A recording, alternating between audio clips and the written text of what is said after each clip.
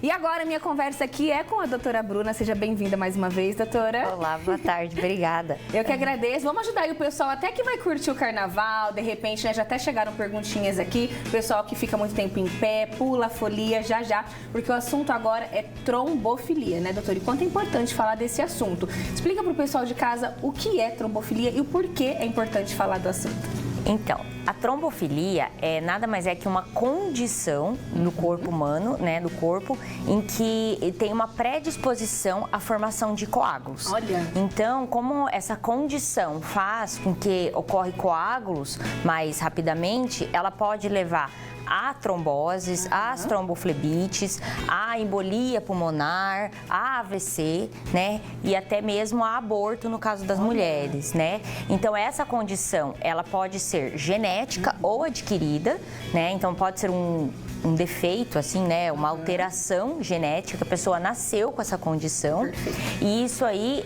faz com que a formação de coágulos seja mais acelerada nesse paciente, o que predispõe ele ter episódios de trombose. Muitas vezes esses pacientes têm episódios do que a gente chama de trombose de repetição. Olha. Ele tem trombose em sítios diferentes do corpo humano. E se no caso for adquirido, né, como a senhora disse, como que isso acontece? Então, a adquirida tem uma doença, né, que ela pode acometer tanto os homens e mulheres, mas a gente acaba diagnosticando muito mais em mulheres, porque ela está associada a doenças reumatológicas, que a gente chama de síndrome do anticorpo antifosfolípide, Olha. uma doença com nome um pouquinho grande, né? E aí a gente diagnostica com exames de sangue, né? Além de outros estados, que a gente fala de estados trombofílicos, que podem ser adquiridos em momentos que o paciente, por exemplo, passa por um acidente Olha. e fica muito tempo em repouso, ou faz uso de hormônios, e aí são as trombofilias que a gente chama de adquiridas. Perfeito. E pode acometer qualquer pessoa, homens, mulheres, ou não? É mais incidente em mulheres? Como funciona? Ela pode acometer em qualquer pessoa, mas a gente acaba diagnosticando muito mais em mulheres devido ao fato de as mulheres apresentarem mais sintomas Olha. e terem mais fatores de risco associados. Perfeito. Temos até aqui 2 imagens para vocês entenderem melhor. Essa seria o quê, doutora? Então, Explica pra aqui na gente. verdade é para explicar como que é o sistema de formação de trombos. Olha. Né? Porque muita gente acha que trombose, o corpo não deve coagular, mas na verdade ele precisa coagular. Porque se o corpo não formasse esse trombos, você, por exemplo, iria formar um corte ou iria ter uma lesão num vaso e ele iria ficar sangrando. Então, esse equilíbrio de trombose, de formação de trombos e de sangramento, ele é necessário para sobrevivência, porque senão a gente ia acabar morrendo sangrando, né? Então aqui, por exemplo, tem uma lesão vascular, o vaso acaba comprimindo e ocorre a formação de um trombo. Olha. Né? Tem a próxima imagem? Tem, vamos colocar aqui na sequência. Então, a hemostasia, que é esse sistema que funciona em total harmonia, que é quando a formação do coágulo ocorre para não ocorrer uma hemorragia, e, em compensação, esse coágulo também ele se para de se formar, para não se perpetuar e correr uma trombose. Então, as trombofilias é quando esse mecanismo tem algum erro nesse mecanismo. Tem algum erro nesse mecanismo. Então, em vez a hemorragia acaba desencadeando um processo de trombose que ele não para. Então, ele acaba se perpetuando e a trombose acaba sendo patológica. Entendi. E não fisiológica, que seria o natural para parar o sangramento. E no né? caso isso é reversível? A gente consegue tratar? Como que funciona? Sim, a gente consegue tratar, né? Como que funciona? Primeiro, a gente tem que descobrir qual é o tipo da trombofilia da pessoa, né? Em causas genéticas, que a gente fala que acaba sendo menos comuns, mas mais fácil de pesquisar, né? A genética, a gente diagnostica com exames de sangue.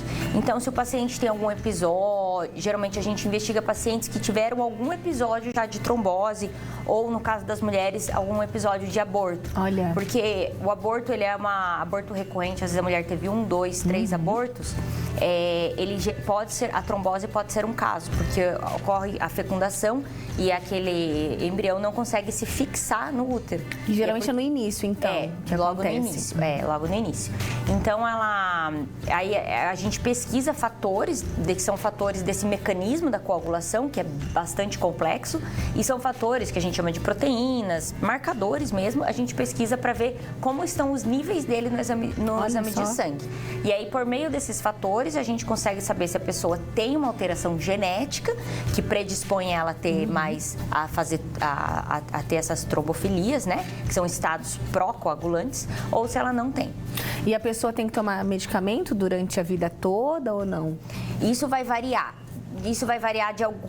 Muitos precisam, né? Muitos precisam tomar medicamentos, porque como ela tem, digamos assim, uma alteração genética que faz com que ela o sangue fique coagulando mais rápido e mais repetidamente, né? E esse mecanismo não consegue ser quebrado, ela tem que tomar medicamento para evitar que esse sangue se perpetue a coagulação. Eu já ouvi algumas pessoas falando assim, nossa, eu tomo medicamento para o meu sangue não coagular. A gente pensa, mas como, né? Por quê? Então, nesses casos, tem sim que tomar medicação. Tem sim, né? Aí, tudo vai depender da alteração genética que a pessoa tiver, porque a gente fala alterações genéticas de maneira em geral, mas são aí mais ou menos 8 ou 9 exames que a gente pesquisa e dentro dessas alterações a gente tem, por exemplo, a gente chama de homozigoto ou heterozigoto, que seria assim, mais dominante ou menos dominante, que isso vai envolver na probabilidade da pessoa desenvolver essa trombose. Entendi. E aí isso que vai nos ajudar a saber se o paciente realmente precisa tomar um anticoagulante para o resto da vida,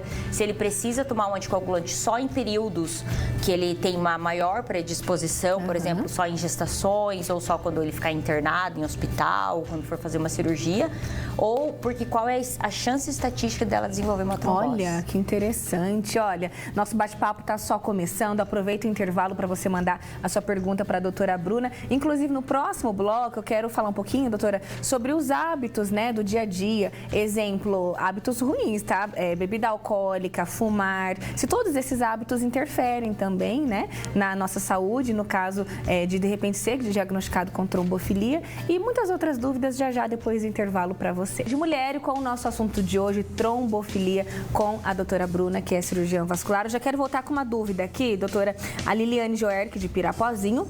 Beijo, Liliane. Ela tá falando que ela tem endometriose, descobriu em 2013, e desde então ela toma remédio para induzir a menopausa. Ela quer saber se corre o risco de ter uma trombofilia. E é isso mesmo, induzir a menopausa seria? Eu acredito que quando as pacientes que têm endometriose, elas têm muita cólica e muita dor no período menstrual. O que os ginecologistas vão saber um pouquinho mais que eu sobre o assunto, mas o que a gente vê de recorrente, eles dão um hormônio, geralmente derivado do hormônio de progestágeno, que são as progesteronas, não é no intuito de induzir a menopausa, é no intuito de bloquear o fluxo menstrual. Porque isso a gente vê que faz uma melhora importante da dor da paciente na endometriose, né? E em relação ao uso de hormônios com a trombose, né? Existe relação de formação de trombos com o uso de hormônios da família dos estrogênios, né? Dos estrógenos, dos estrogênios. Então, assim, não sei qual é o hormônio, qual é o medicamento que ela está usando. Às vezes, eles também dão os dois tipos, né? Então, tem que ver muito bem ao certo qual é o medicamento que ela está usando para bloquear a menstruação, né? Geralmente é da progesterona. E para ver se realmente tem relação a desenvolvimento de uma trombose. Os hormônios de estrogênio são mais associados à formação de trombose, as progesteronas não tanto. Muito se fala nisso, né? A mulherada às vezes fica com medo. Tomar anticoncepcional, vou ter trombose. Mas calma, não é bem assim. Não são todos, não são todos. E também está muito dependente da dose que a paciente toma. Então, né, por exemplo, tem mulheres que fazem terapia de reposição hormonal, é uma dose de hormônio muito menor do que o anticoncepcional em si. E a formação a complicação da trombose, ela está muito mais também está associado à dose que o paciente está ingerindo.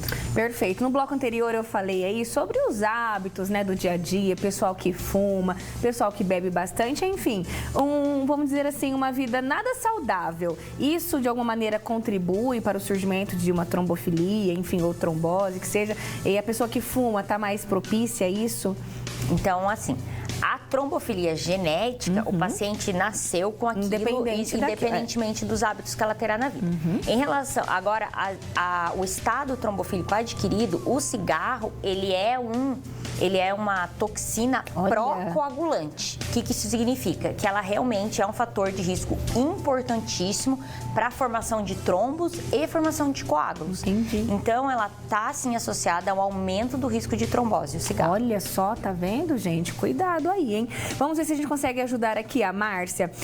Fiz uma ressonância cerebral, foi constatada uma trombose. Deixou uma mancha no cérebro. Pode ocorrer outro AVC? Olha que interessante.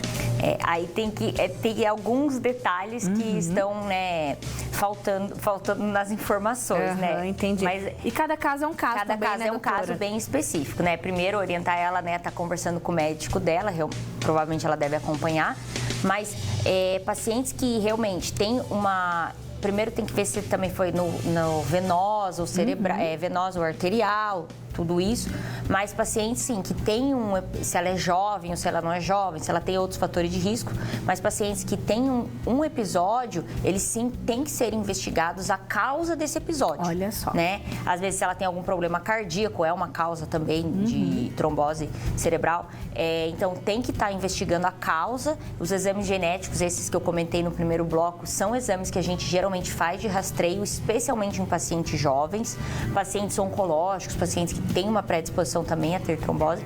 Então, tem que se investigar a causa para ver qual é a chance dela desenvolver outra. Perfeito. E aí, diante de um diagnóstico de causa, do motivo que ela teve essa trombose, se faz a terapia com a medicação específica para essa paciente. Ótimo. A gente sempre fala também, né, a doutora está aqui toda semana, para lembrar que nada substitui uma consulta médica, uma avaliação médica, né, doutora? Com certeza, porque cada caso é um caso. Exatamente. Aqui a gente fala em termos gerais, né? Mas cada paciente tem a sua individualidade, né? Aquela telespectadora que falou da endometriose, ela falou que ela toma Dienogest.